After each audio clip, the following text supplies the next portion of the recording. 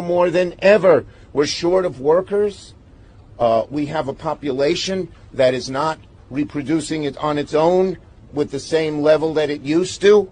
The only way we're going to have a great future in America is if we welcome and embrace immigrants, the dreamers, and all of them, because our ultimate goal is to help the dreamers, but get a path to citizenship for all 11 million or however many undocumented there are. I'm going to put the whole budget on blockchain. That means that every American anytime they want will be able to see how every dollar that they paid in taxes is being spent. So, you'll have millions of eyes on our budget, and if somebody is spending, the Pentagon hasn't passed an audit in 30 years, and, nobody's looking at their audits. But what if you had 200 million Americans looking at every line? Since the halving and the strength of participation in Bitcoin ETFs, and now with a decision imminent regarding an Ethereum ETF, it just seems that we're having a moment here in Washington where these assets are getting the consideration that I think they've been due for a very long time. Welcome to the Crypto Teacher. And I come back with that video just to make you think. Don't forget to like and subscribe to the channel. And make sure you join the Patrons. If you're not a part of the Patrons, make sure you're hitting the Cash App. And we had Chuck Schumer say the reason why we need immigration because we're short of workers. And he stated that with a straight face. And we all know why population is down. Tupac said it best. We'll have a race of babies who would hate the ladies. And also we have the millennials waiting because it's so expensive. They can't even buy a home. And we have Robert F. Kennedy says he wants to put the whole budget on blockchain.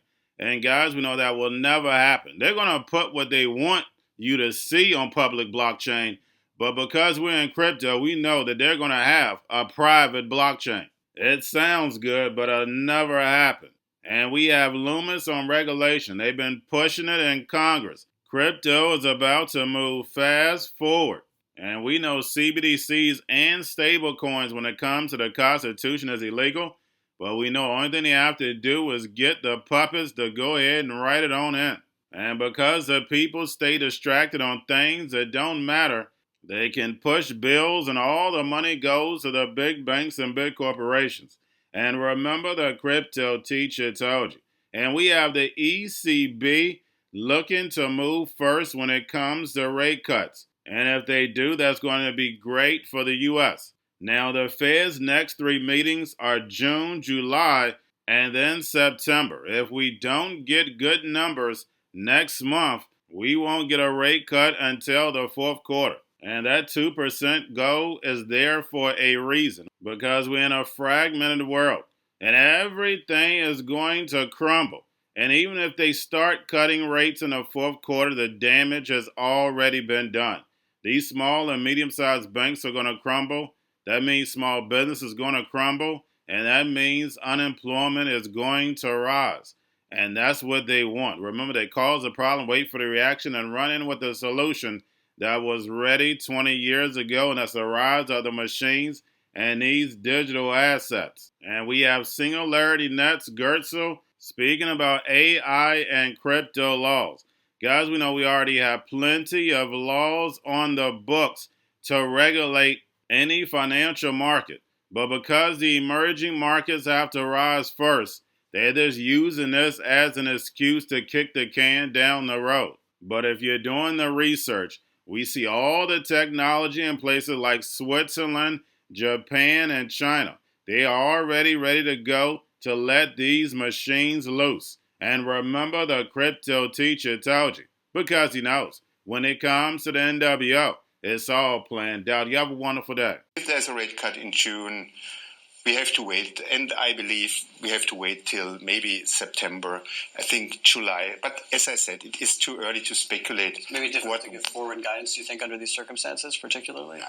I think, or I believe that forward guidance was helpful maybe in an environment where there are blue skies, sun is shining. But now we are in a world that is more difficult. It's a very uncertain world, a lot of geopolitical risks. So the data that is incoming is the most important indicator that we have to follow. More important, fragmentation seems to be something we have to deal with, deglobalization, but we also should take into account that fragmentation is harming economic wealth, economic growth, and we should find a smart way how to deal with this. And so another bit of fragmentation or perhaps divergence you can find between the Fed and the ECB and what we're seeing with rates, and I don't want you to comment on the Fed or see how it bears on the ECB, but I'm curious to know, because there are people on both sides of this, is the divergence between the Fed and the ECB, is that inflationary for Europe or disinflationary?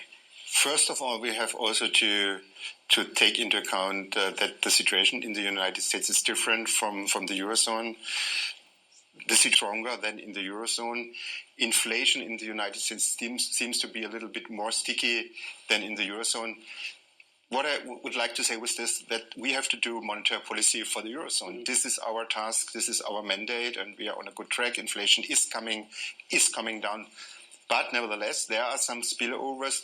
Take, for example, the economic models we are using. So there are some, let me say, feedback loops. What happened in the United States has some impact on the data we are using.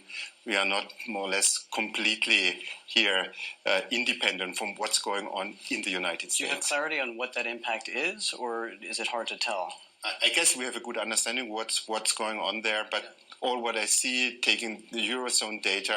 I've had similar thoughts with cryptocurrency regulation, and that, I mean, like, fraud is already illegal, and pretty much all the big crypto guys who have been busted and going to jail and so on, I mean, these guys are just doing fraud. They're stealing money, they're lying, they're false advertising. I mean, we don't need special laws to outlaw that. And I think for fake news and deep fake pictures and all this, again, there's a question of enforcement and identification. But I mean, we actually don't need a lot of new laws to make it illegal to make a bot impersonating someone and then stealing money with that bot, right? Like that's already illegal. So it seems that there's often an emotional desire, like, we got to make a law against that, but actually, it's not. It's already there.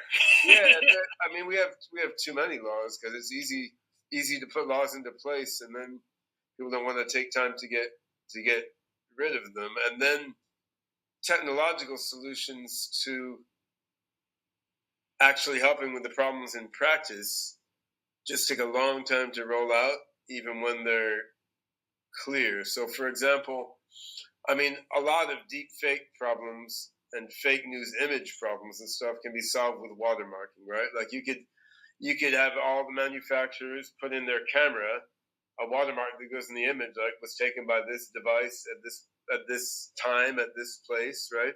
By this person. Cryptography can deal with that. I mean, then it doesn't solve everything. There could be an archival picture from a long time ago that somebody scanned, but I mean, it helps with a lot of things, right? But that would require cooperation of a lot of different parties across a lot of different countries. It will happen. But some friends of mine pitched this idea to Interpol like 5 years ago, and the Interpol guys could see it, but they're not the only ones. I mean, who would need to be involved in doing it, right? So I mean, in a similar way, like, could you take a large language model and could you train it in a way that let it trace back what sources each answer relied on? Like, you could do that. Like, mathematically, I could write down how you do that. It would be more expensive to train that model, right? And so one thing you could do is try to pass a law saying everyone must train models that will allow you to trace sources of every response. But that will not be popular. Big tech companies won't like it, and consumers won't necessarily like it, because within the budget that you have available now, that would make products worse, right? On the other hand, should we be funding research on how to make models like that without incurring a humongous cost? We're going to a different economy, and we're going to be learning more about that as we go. But clearly we're learning that things can be done from remote locations. We're learning that technology can replace people even more than we thought. We're not going back to the same economy. We're recovering, but to a different economy, and it'll be one that is more leveraged to technology. And I worry that that is going to make it even more difficult than it was for many workers. In Silicon Valley, and my friends who work in technology know that what we did to the manufacturing workers, we are now going to do to the retail workers, the call center workers, the fast food workers, the truck drivers, and then even bookkeepers, accountants, insurance agents, lawyers, and on through the economy. So what happened to the manufacturing workers is a very clear sign. And so we'll import Chinese-based CBDC technology. So it's going to be CBDC in a box provided to you by the People's Bank of China. But every stock, every bond, every currency, every commodity, every piece of art, every private business, every piece of real estate will eventually be a token on a blockchain, an entry on a ledger, permanent and immutable. We will have truth instead of trust, and we will save over $7 trillion a year. 6 to 8% of global GDP is wasted by the friction of the trust industry that's necessary when you have dual entry accounting. With triple entry accounting, which is what a blockchain is, we get rid of all of that friction. It's a beautiful future. Like what you see in China and their social credit scoring systems, right? If we get identity wrong, it could be a tool to enslave humanity. And if we get it right, it could be a tool to liberate humanity. And as an American, I'm obviously rooting for the one that's on the side of freedom. Bitcoin is an international asset. And also, I do believe the role of crypto is, it's digitizing gold. I actually believe this technology is going to be very important. Look at it. We have been part of a huge revolution in investing through ETFs. We believe that ETFs will be changing the whole way we invest. Many people still use it as a means, people are investing it for indexing. No, the majority of people who are putting money in in ETFs are active investors that are buying exposure. The entire bond market is being transformed as we talk right now. I believe the next generation for markets, the next generation for securities will be tokenization of securities. And if we could have that distributed ledger that we know every beneficial owner, every beneficial seller, we all have our code of who's buying, who's selling, instantaneous settlement. And think about it, it changes the whole ecosystem. Chinese bank ICBC has been hit by a ransomware attack, and the U.S. Treasury market, as a result of that, has been disrupted. This, according to the Financial Times. We're getting it more right now with Bloomberg's Shonali Bassick. Shonali, what do we know? Listen, we have the Financial Times now reporting that ICBC, one of China's largest banks here, was hit with a ransomware attack. And remember, they're a very significant intermediary in the Treasury market. The SIFMA has told its members that this has been part of the reason here that the system is kind of clogged up, if you will, during that auction that we saw a little bit before.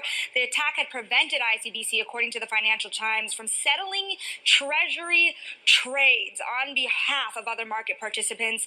A large executive at a major bank also telling the paper that such a large party on the fixed income clearing corp creates major concerns, potentially impacting the liquidity of Treasury markets. Now, it was not just a poor auction. It was absolutely lousy, and when the dealers have to step in to save a treasury auction, that's a rare occurrence. I hate when countries go off the dollar. I would not allow countries to go off the dollar, because when we lose that standard, that will be like losing a revolutionary war. That will be a hit to our country, just like losing a war. And we can't let that happen. And too many countries now are fighting to get off the dollar. Cryptoteacher and the New World Order book, plus the 3 Kids books. It's time to re-educate. Also, new to cryptos, Coinbase, Bitrue, Binance. Do not forget book links and crypto links are in the description. The stock channel, guys. Don't forget to go like, subscribe, spread everywhere. You have your Kobo, your chip stocks, your banking, your gaming. While everybody's sitting at home, get on stocks, the Seaver, the biotech stocks. And while everybody's at home wishing they were still getting that free money, what are they doing? drinking and smoking weed. Don't forget about those stocks, and you have a wonderful day. The most powerful person in the world is the storyteller. The storyteller sets the vision, values, and agenda of an entire generation to come. Steve Jobs. And guys, you know I truly believe in this. When you look at the New World Order, they're the storytellers. And that's the reason why I wrote my New World Order book. But guys, now it's time to change the current generation. And I wrote 3 kids books. You know I love the Trinity because I understand the power that's in it. So I have 3 books. We have an opportunity to change the generation, to educate, not just me, but I want to show you that I take action on a daily basis. And I want you to take action on a daily basis.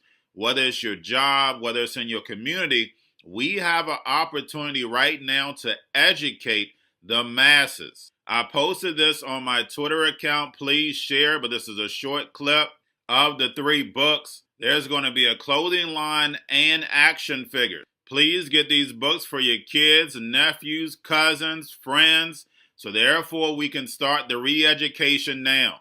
Because as we see, the 4th Industrial Revolution foundation is definitely here. Robots, algorithms, drones, taking humanity out the picture. We have to re-educate. But let's get into the video. Part 1. King Joshua and Grandma Tam save the village. Part 2. King Joshua and Grandma Tam save New York from COVID-33. Part 3. King Joshua and Grandma Tam goes to China. It's mandatory to get part 1, part 2, and part 3 of this series. It's time to re-educate Generation Z.